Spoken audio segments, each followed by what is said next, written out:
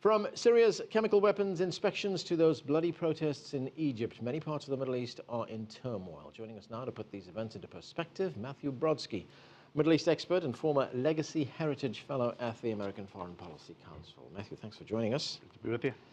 Let's look first at what's going on in Syria. There's no end in sight to the civil war, but there has been a start made to the elimination of that country's chemical weapons. Is it a good start?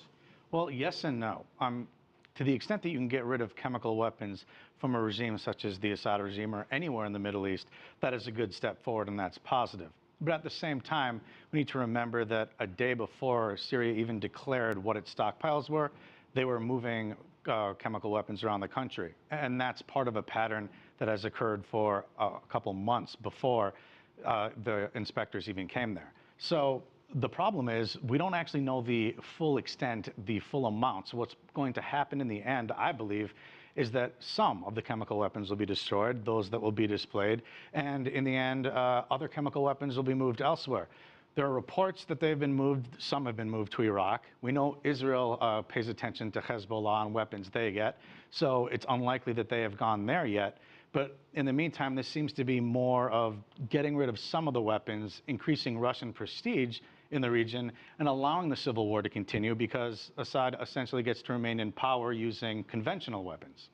So a long way to go in that respect. What about resolving the civil war? There is a meeting which is scheduled to take place in Geneva at the beginning of November. And Bashar al-Assad, the president, has already been saying that he welcomes German mediation in efforts to resolve this conflict. Should we be optimistic? I don't think so, unfortunately. The Geneva II summit was supposed to take place in May, then June, then August.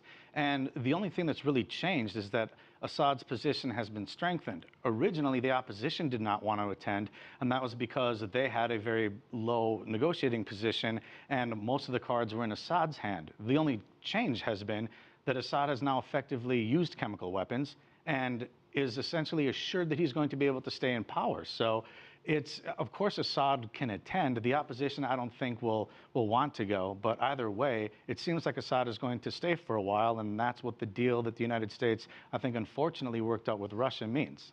Okay, let's move to Egypt. Another day, more clashes, more violence.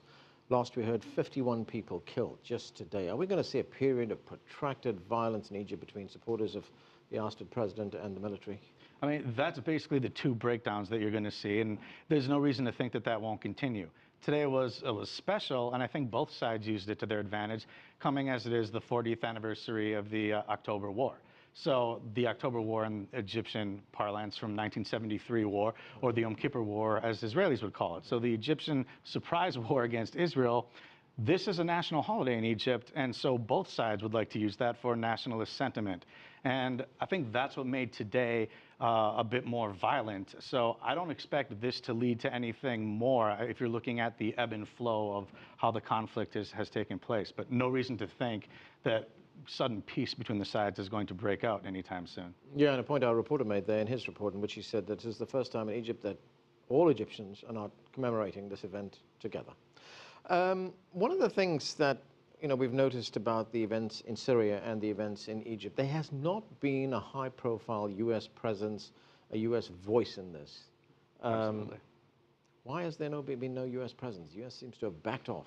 It's unbelievable. There's no guiding policy that the United States currently is using in the Middle East. In Egypt, arguably they made a mistake by wanting Mubarak to go and then made a mistake by supporting the Muslim Brotherhood after no one wanted to support the Muslim Brotherhood.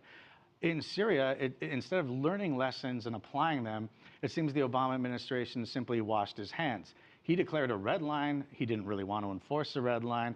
He got bailed out by the Russians. So there's no real overarching strategy that the United States is using. It certainly doesn't inform on its own tactics. So it's just a mess. And I think Obama really wishes he could just be like, stay quiet over there. And in the meantime, Russia's picking up the slack, and the United States looks a little foolish. Right, he just wants to leave it there. Matthew Brodsky, thanks for joining us. Oh, it's a pleasure. Thank you.